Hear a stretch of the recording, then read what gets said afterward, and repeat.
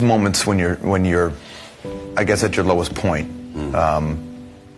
Your son's asleep, you're awake, and you're going through your day before you get into the firm, before you get a break in any way as an intern. What are you saying to yourself? How are you keeping yourself in a position where you think it'll be okay? I kept remembering something.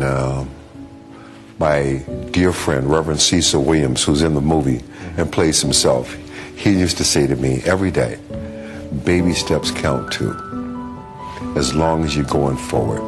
And one day you add all those baby steps up and you might be surprised at where you can get to. But more importantly, I remember something my mom used to say to me every day. She would say, son, the cavalry ain't coming. You got to do this yourself. Ain't no backup.